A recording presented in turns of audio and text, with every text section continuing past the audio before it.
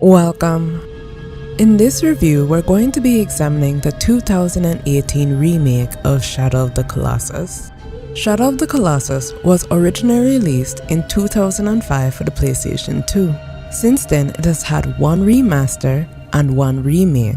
Aside from graphics, the remake didn't really change much from the remastered version, kind of like another game that I know of. But unlike that game, the remake of Shadow of the Colossus was unanimously welcomed. The epic tale of Shadow of the Colossus follows the path of a young warrior, simply known as the Wanderer. The Wanderer travels a vast distance to the Forbidden Lands, carrying the corpse of an unknown woman.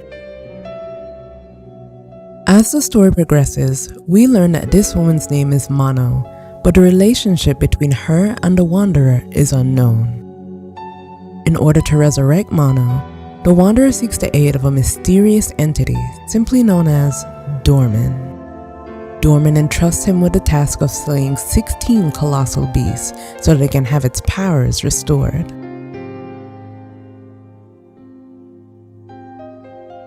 The basics of gameplay are pretty straightforward.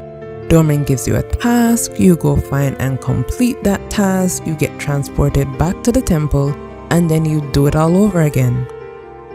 Like its predecessor ICO, everything you do is like solving a piece of a very elaborate puzzle. You will be surrounded by a unique semi-open world design. And I say semi-open world as while you're free to explore the vastness of the map, the Colossi must be killed in a linear order and certain areas are not available until near the end or in a new game plus.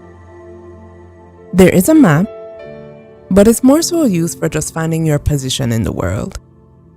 It contains no clues to the Colossi locations. For that, the game equips you with an ancient sword that shines light in the appropriate direction, although the location of defeated Colossi do eventually appear. The controls can feel clumsy, although I suspect that this was done on purpose to add realism to the game.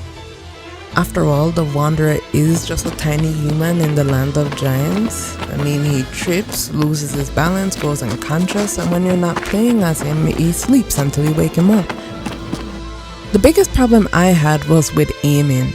Even when adjusting the aiming sensitivity, it just felt sloppy. Like, it was especially hard to aim the sword when trying to focus on a single area while on horseback. The light would swing all over the place, making it better to just get off the horse if you're trying to pinpoint an area. Agro, your horse, also has realism qualities. When you tell her to giddy up, she takes a minute to get into full gallop, and steering her can be an adjustment as she's prone to run into walls or slow down if she feels cautious in an area. The game features several elements that add to its replayability, besides the rush of challenging the Colossi. There are several hidden features and areas, like the lizards and fruit that increase your stats, the secret garden, Easter eggs, or even skins for aggro. You can also engage in time attack mode. This allows you to fight the Colossi once again but with a timer and more difficulty. Once you complete time attack mode, you'll be able to unlock several new items and weapons, and they make the game even better. However, time attack mode and New Game Plus is not the only way to replay a fight. Even in your first playthrough, you can fight any Colossus again that you've already defeated using a feature called Reminisce mode. Reminisce mode transports you into the Wanderer's memories to relive his most daring moments. However, it will have an old-timey film look to it.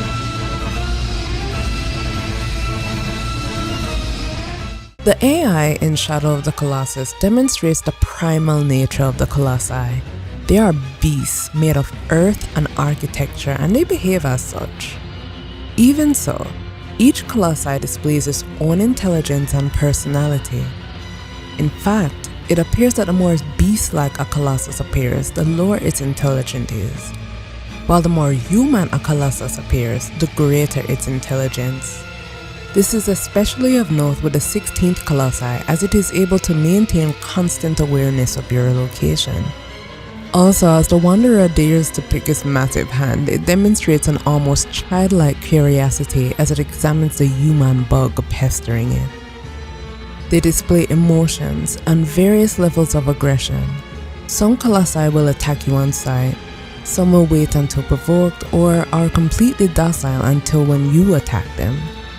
These various personality traits force you to realize that the Colossi are more than just a manifestation of stone idols.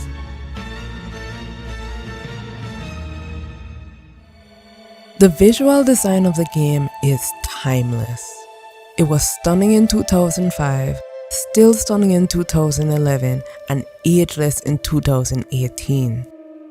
This video from PlayStation's YouTube channel really showcases just how much the visuals have improved with each generation. The world of Shadow of the Colossus is beautiful and lonely. Outside of battle, the only living beings appear to be just you, your faithful horse, and some lizards. The game utilizes heavily cinematic camera angles to increase the immersion. You are always placed off-center either to the left or to the right as you ride. The camera soars above you like an eagle so you can really take in the scenery.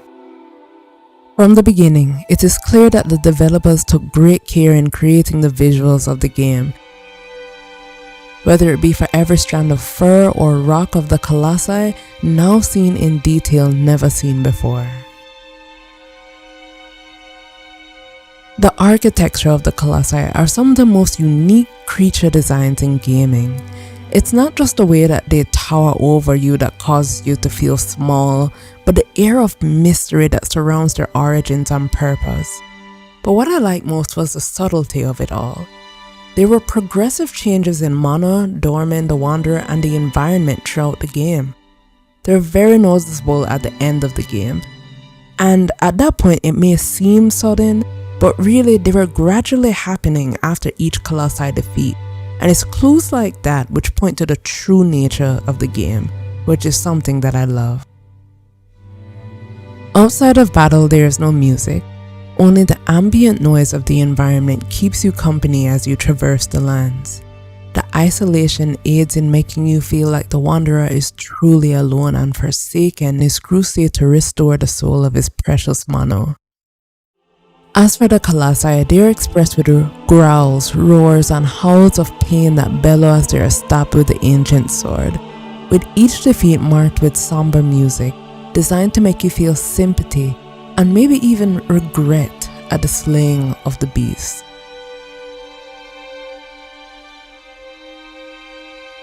Koatani is the mastermind behind the beautiful orchestral pieces that flavor Shadow of the Colossus.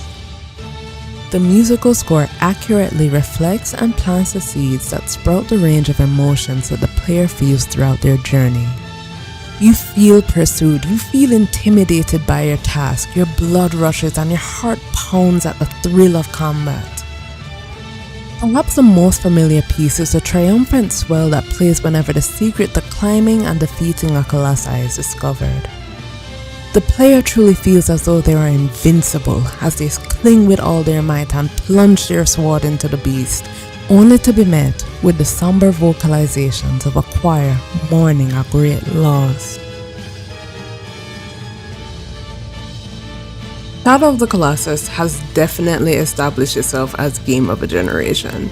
I first played the game back in 2009 for the PlayStation 2 version, and I have just loved it ever since then.